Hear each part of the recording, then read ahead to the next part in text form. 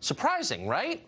Well, actually, it turns out that some of Warren's most fervent supporters are the very people she claims she wants to fight. Well, that's weird. So, for example, in the third quarter of this year, Elizabeth Warren raised more money from Silicon Valley, from those monopolists she claims to hate, than anybody else running for president. Spotify's CEO is an Elizabeth Warren fan. So is Silicon Valley venture capitalist and billionaire Chris Sacca. He's already maxed out to her campaign. Really, the billionaire's supporting her. Then last month, Charlie Gasparino over on Fox Business reported that Elizabeth Warren's campaign is making overtures to finance moguls on Wall Street seeking contributions. And some of them are responding. But wait a second. Why would Elizabeth Warren's enemies, and these have got to be her enemies, she attacks them all the time on the campaign trail, why would her enemies fund her campaign? We'll give you 5 seconds to think about it. And the answer, of course, is they're not really her enemies. They understand that Warren doesn't really mean what she says. They know that Warren's populism is a facade, and underneath it all, she's really just this season's Hillary Clinton. Faithful party robot, stalwart defender of the prerogatives of the establishment. That's what it seems like she really is. Is she? Well, John MacArthur suspects she might be. He's the publisher of Harper's Magazine. He's been the publisher there for more than 35 years, so he's watched a few Democratic candidates in his time. He's got a new piece out for The Spectator in which he describes Elizabeth Warren this way as, quote, a left-wing populist for people who don't want left-wing populism. Warren, he writes, may be, quote, more like Hillary than anyone dares to say out loud. When the two women talk on the phone, as they do, maybe it's more about power than about good government. Mr. MacArthur joins us tonight live. Thanks so much for coming on tonight. Thanks for having me. You've watched this carefully. I think you sound by the piece like you're sympathetic to the idea of an authentic economic populist running. But it sounds like you don't really buy what Elizabeth Warren is selling. Why? Because she's already announced to the regular Democratic Party, and I'm talking about the barons of the Democratic Party, the people who really run it day to day, the Clinton-Obama faction that lives off Wall Street, that she will not poach on their turf in terms of patronage and fundraising. She signed a pledge that was put out by the Association of State Democratic Committees saying, I won't argue with you. I will be a regular party liberal. I will respect the party protocols, and I won't poach on your turf. I think she's being, to some extent, promoted by the establishment party to kill off Sanders. Her job, one, is to kill off Sanders. So she's playing a double game. On the one hand, she mimics Sanders. She's copying him to a T.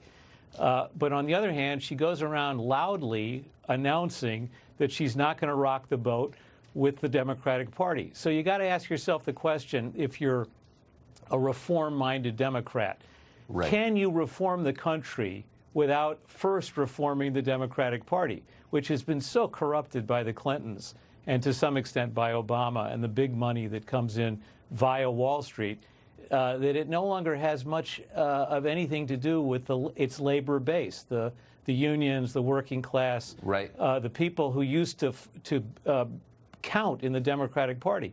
Today, you know, these guys like Steve Ratner count much more to the Democrats and to the Clintonites than any union president.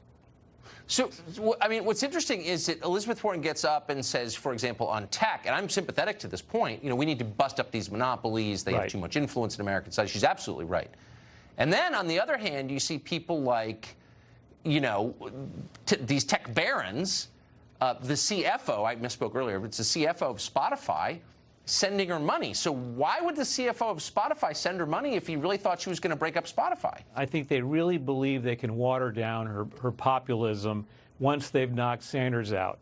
If she remains faithful to the Democratic Party, and that's what it appears to be the case right now. Look, I'll give you a good example. You noticed the flap with Tulsi Gabbard recently, where Hillary Clinton makes this wild accusation that she's a Russian agent or a Russian asset and that she's preparing for a third-party run. That's a way to punish Sanders, to hurt Sanders. Sanders comes out and defends her. Warren keeps her mouth shut. She says nothing. I think they have a non-aggression pact. And that once you're in with the Clintons, once you're compromising yourself to that extent, it's very hard to stick to principle. I'm worried that if she gets the nomination, and right now she looks like the consensus choice, Biden is faltering badly. They're hoping that she can knock out Sanders. If she gets the nomination, they can get her to water down her program and become a consensus Democrat who makes sure that the patronage and the fundraising continues operating the way it always has. So is that why, I mean, so Bernie Sanders ran as an economic populist in 2016 and didn't say a lot about identity politics. In fact, he criticized open borders as a Koch brothers initiative, which it is. Elizabeth Warren, by contrast, is running as a kind of woke identity politics crusader and an economic populist. Can you be both? Well, you know better than most that illegal immigration is a labor issue. It's a wage issue. I read your book. Right.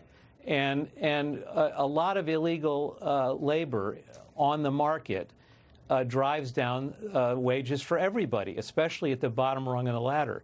So to simply say we have to be compassionate, which I think we should be, yes, I agree. Completely skirts the issue of wages. This is something Trump hasn't addressed. He doesn't want to talk about it. I don't think he's interested. But it's also something that the mainstream Democratic Party is not addressing. The minimum wage is still at $7.25 an hour, and there's still a lot of illegal labor in the country working for $3, $4 an hour. Meanwhile, you've got NAFTA and the permanent normal trade relations with China still driving hundreds of thousands of jobs out of the country, factories closing, still moving to Mexico, still moving to China, and nothing is being done. You don't hear the Democrats talking about it at all. Sanders is talking about it because I think he's quite sincere. But you don't hear them talking about trade anymore. No, because they know where the money comes from. Right. Rick MacArthur, publisher of Harper's, an old-fashioned liberal, one of the few left. Great to see you tonight. Thank you. Thanks for having me.